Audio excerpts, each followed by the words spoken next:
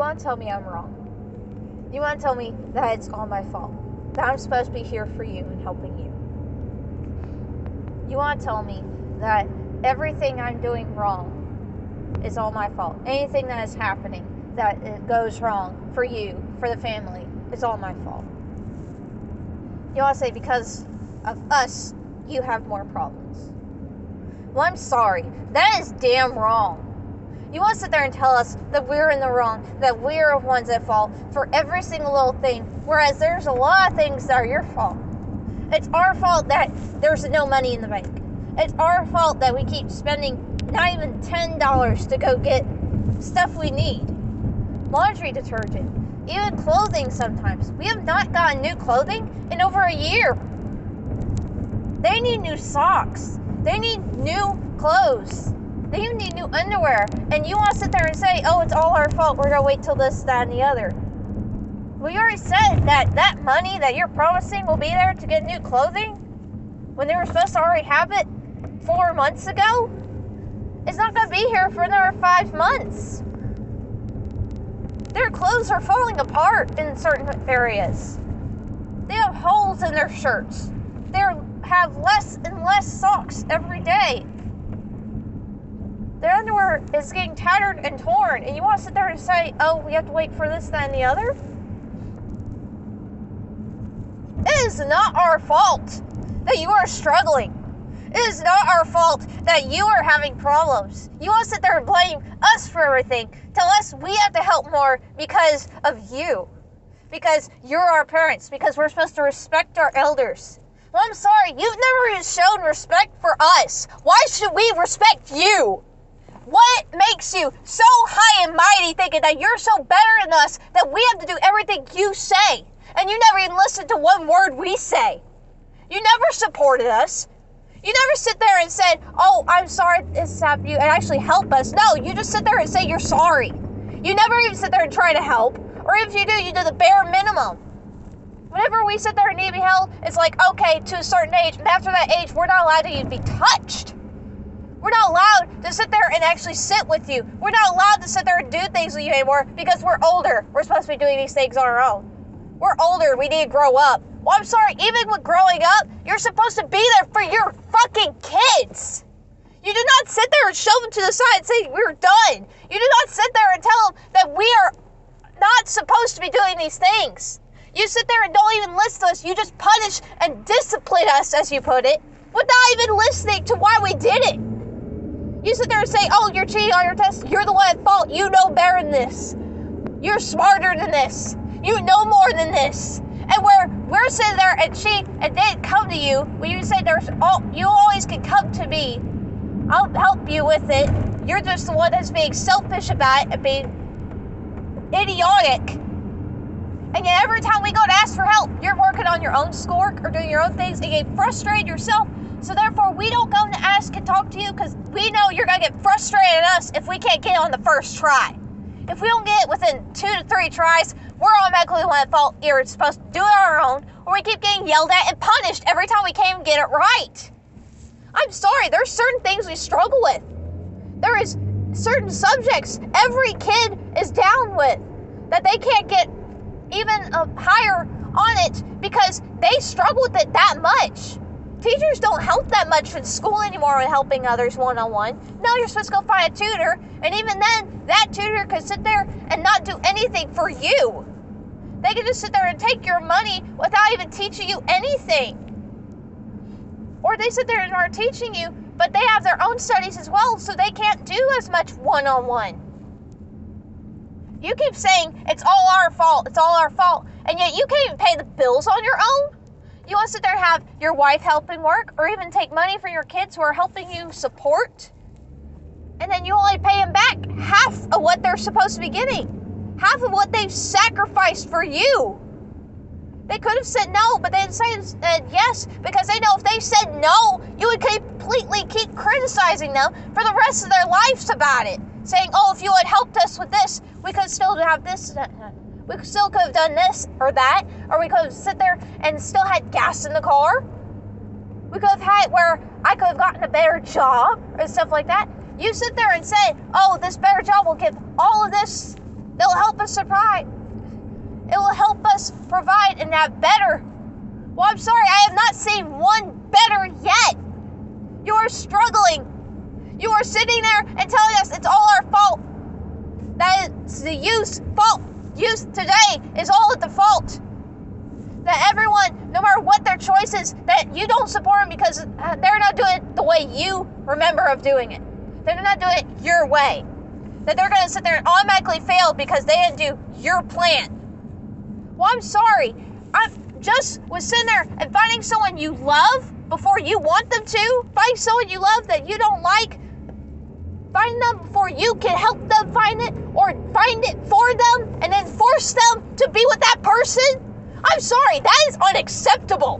Grow up. You want to sit there and tell us we have to be more mature, and anytime we act out or goof off, it's automatically caused as immaturity.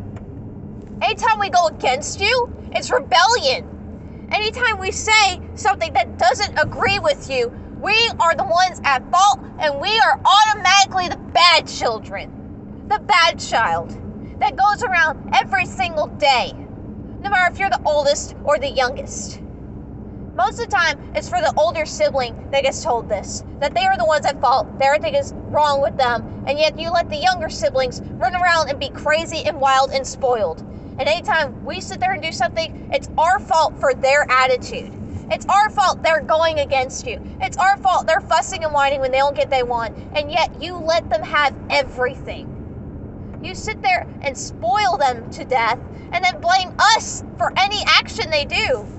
Where do you think we got it from? We did not sit there and just come up with this attitude on our own. We copy those that we look up to. And I'm sorry, if you're sitting there yelling at your wife every single night, guess who we're going to be yelling at? We're going to be yelling at her too.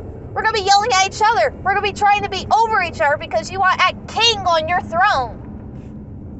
You want to sit there and say that we're the ones at fault for everything, and yet you don't want to do nothing about it. You just blame everything on us, and then by the time we're gone, then you blame the younger three, or two, or one. Or even if we're gone, then you start blaming your wife. You blame everyone else but yourself. And I'm sorry, that is unacceptable. Right now, today, we are more mature than you are because we actually admit our mistakes. We actually admit we're at fault. We admit that it is our fault for doing things. That's our fault because we forgot to go to the bank that day. That's our fault because we forgot to tell you about doing this down here. And you want to blame everybody else for not telling them about what they spent. And you don't even want to say, oh, I got gas in the car. It doesn't matter because you're the one that's sitting there doing this down here. You're the one that's configuring the numbers. So therefore, no one else needs to know about it. You want to sit there and say, it's my fault for leaving. And yet you want to sit there and act like a bitch. Now, I'm sorry. In my book, in the world today, that may sit there and seem acceptable.